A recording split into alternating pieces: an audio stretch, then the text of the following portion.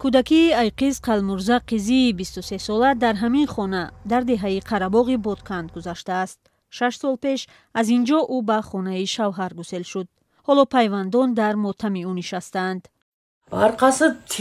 در پشت او یگان جای صحن نیست. سر و رویش پر از داغ‌های کبود.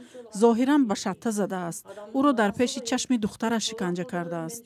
ما می‌خواهیم قضیه عادلانه تحقیق شود و مرد طبق قانون جزا گیرد. ایقیز لالو ناشنوا بود. شوهرش عین مشکل را دارد. به گفته مفتشان روز 2 ینور هنگام جنجال شوهرش ایقیز را بوغی کرده کشته است. به گفته نزدیکانش ایقیز از پیش هم جبر و ستم شوهر را میکشید. سال گذشته بعد ضرب و لعن 10 روز در بیمارخانه بستری بوده است. او را سخت زده بود. از موی سرش کشیده دندانش را شکسته است. جاغ و سرش ضرب خورده بود. اگر همان وقت چاره می اندیشیدند شاید کار تا اینجا نمی رسید.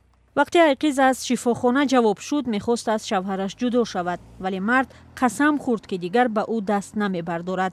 ماه دکبر به خانه شوهر برگشت و بعد 3 روز به قتل رسانیده شد. حالا شوهر ایقیز در بازداشت است. 2 فرزندشان یتیم ماند.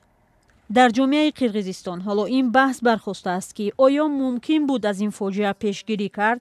حامی حقوق ایندیرا ساوتووا باور دارد که اگر همه نهادهای مسئول وظیفه خود را درست اجرا می‌کردند، کار با فاجعه انجام نمی‌یافت. алгоритми дақиқи амал вуҷуд дорад. агар касе бо чунин ҳолат ба беморхона меояд, ҳатман бояд милиса даъват шавад, новобаста аз он ки ӯ ариза навиштааст ё не. ҳатто агар ӯ шикоят накунад ҳам, милисаҳо бояд аз чораҳои пешгирикунанда кор баранд. ин талаби қонун аст, вале ин корро намекунанд. саутова вакили дифои асел ногойбоева ҳамон зане аст ки соли гузашта шавҳараш гӯшу бинияшро бурид.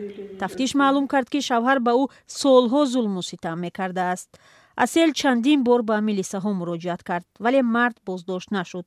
ин қазияро далели дигари беҳимоя будани занон дар қирғизистон медонанд. ба қазияи ахир раиси кумитаи амният вокуниш кард. ӯ аз занони ситамдида хост ба ин ниҳод муроҷиат кунанд. ин даъват дар шабакаҳо вокунишҳои мухталифро ба миён овард. бархе гуфтанд хушунати занон дар қирғизистон ба ҳадде расидааст ки ба амнияти давлат хатар эҷод мекунад.